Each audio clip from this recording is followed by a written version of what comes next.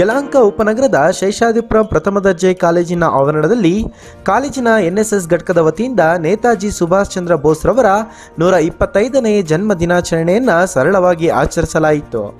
ಕಾರ್ಯಕ್ರಮವನ್ನು ಉದ್ಘಾಟಿಸಿ ಮಾತನಾಡಿದ ಶೇಷಾದ್ರಿಪುರಂ ಪ್ರಥಮ ದರ್ಜೆ ಕಾಲೇಜಿನ ಪ್ರಾಂಶುಪಾಲ ಡಾಕ್ಟರ್ ಎಸ್.ಎನ್. ವೆಂಕಟೇಶ್ ರವರು ನೇತಾಜಿ ಸುಭಾಷ್ ಚಂದ್ರ ಬೋಸ್ ರವರು ಭಾರತದ ಸ್ವತಂತ್ರ ಸಂಗ್ರಾಮದಲ್ಲಿ ಸಕ್ರಿಯವಾಗಿ ಪಾಲ್ಗೊಂಡು ತಮ್ಮ ಜೀವನವನ್ನು ತ್ಯಾಗ ಮಾಡಿ ಭಾರತಕ್ಕೆ ಸ್ವಾತಂತ್ರ್ಯವನ್ನು ತಂದುಕೊಟ್ಟಿದ್ದಾರೆ ಎಂದು ಶ್ಲಾಘನೆ ವ್ಯಕ್ತಪಡಿಸಿದರು.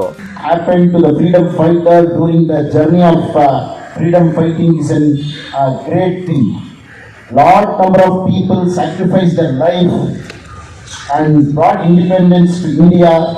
Today, if you are celebrating, if you are having all these things, it is because of our freedom fighters. ಕಾರ್ಯಕ್ರಮವನ್ನು ಉದ್ದೇಶಿಸಿ ಮಾತನಾಡಿದ ಶೇಷಾದ್ರಿಪುರಂ ಪದವಿ ಪೂರ್ವ ಕಾಲೇಜಿನ ಪ್ರಾಂಶುಪಾಲ ಪ್ರೊಫೆಸರ್ ಟಿ ದೊಡ್ಡೇಗೌಡರವರು ಸುಭಾಷ್ ಚಂದ್ರ ಬೋಸ್ ರವರು ಕೋಲ್ಕತ್ತಾದಲ್ಲಿ 1897ರ ಜನವರಿ 23ರಂದು ಜನಿಸಿ ಬ್ರಿಟಿಷರ ಗುಲಾಮಗಿರಿಯನ್ನು ವಿರೋಧಿಸಿ ಇಂಡಿಯನ್ ನ್ಯಾಷನಲ್ ಆರ್ಮಿಯನ್ನು ಸ್ಥಾಪಿಸಿದ್ರು. ಭಾರತದ ಯುವಕರನ್ನು ಉದ್ದೇಶಿಸಿ ಮಾತನಾಡುತ್ತಾ ನೇತಾಜಿ ಸುಭಾಷ್ ಚಂದ್ರ ಬೋಸ್ ರವರು ಒಂದು ಹನಿ ರಕ್ತವನ್ನು ನೀಡಿ ದೇಶಕ್ಕೆ ಸ್ವತಂತ್ರ ನೀಡುತ್ತೇನೆ ಎನ್ನುವ ಮಾತು ನಮ್ಮಲ್ಲಿ ಸದಾ ಉಳಿಯಬೇಕು ಎಂದು ಅಭಿಪ್ರಾಯ ವ್ಯಕ್ತಪಡಿಸಿದರು.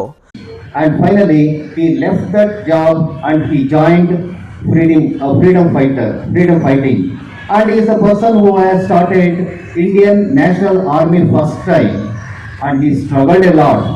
And he always used to say, "My dear Indians, give me one drop of blood, I will get you freedom." This is the slogan by Subhash Chandra Bose.